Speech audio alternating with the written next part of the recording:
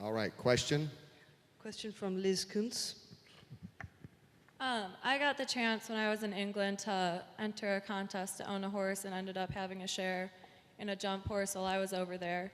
And I've never actually been a part of the jump scene because it's such a small industry over here. But I found myself following this horse and becoming more interested in jump racing, which I can honestly say is something I never imagined myself doing. It's not a big part of the American industry, but things like that are what attracts people in their 20s, late teens that want to get involved in something new. And I know, like, at the Blood Horse, we do a thing with the big races, predict the finish order.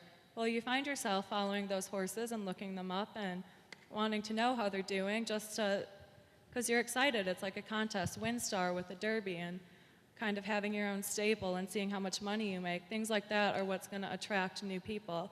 My parents have no interest at all in horse racing, but I told my dad about the WinStar competition, and he found himself entering too. So little things like that that don't take a lot of time, that are fun to do, are really what are going to bring more interest into the industry. And so I think it's a great way to spend marketing time is through things like Facebook, all the websites on the internet have access to that, and it's not a whole lot of money, and it's fun. It's what people want to see. Let me ask you, gang, you look out at this, that's a great statement. You look out at this audience, and I'll include myself in it. How many think that most of us out here, aside from clipping and pasting, I know Barry runs it through the internet, a great job, but through clipping and pasting, how many people out there you think Twitter or on Facebook? So I like what you're saying. That's the point. It's the next generation. So I think I don't see any negatives to marketing more for the younger generation. And just from a Breeders' Cup perspective, I thought we'd add in, last year was actually very successful for the Breeders' Cup in terms of using celebrities to actually market the Breeders' Cup via social media such as Facebook and Twitter. For example, they used Alyssa Milano, Mike Tyson, in fact, Kenny himself, I think, all tweeted online, and apparently reached an audience of over 3 million people just via social media. And I was just behind Justin Bieber, just that close to him. All right, who thinks it's a good idea to get out more, and especially for the younger, the next generation, social media? This has got to be unanimous, isn't it? It's unanimous. Except for that one really old guy in the back. No, it was all unanimous. Great job. The next one.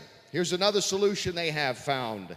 Establish a scheme to attract and retain owners and educate the public on the positives of the racing industry.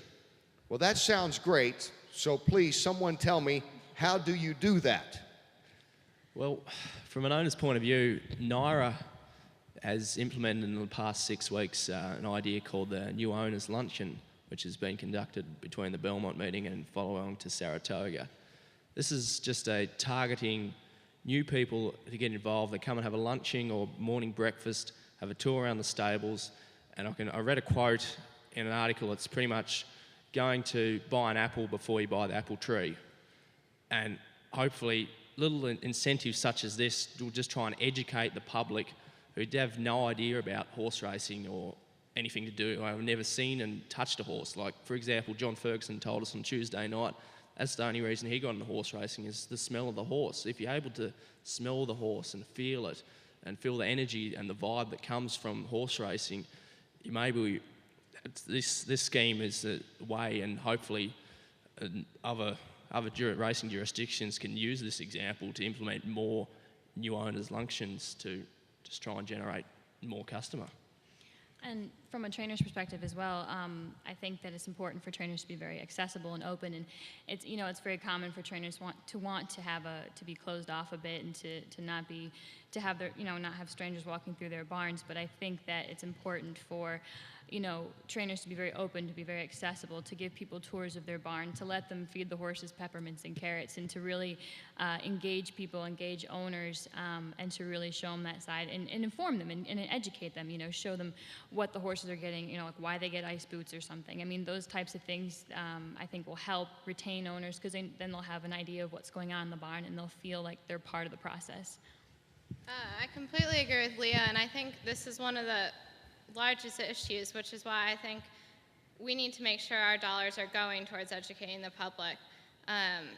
We need to use the bodies we have, like the NTRA and Breeders' Cup, and we need to encourage their participation.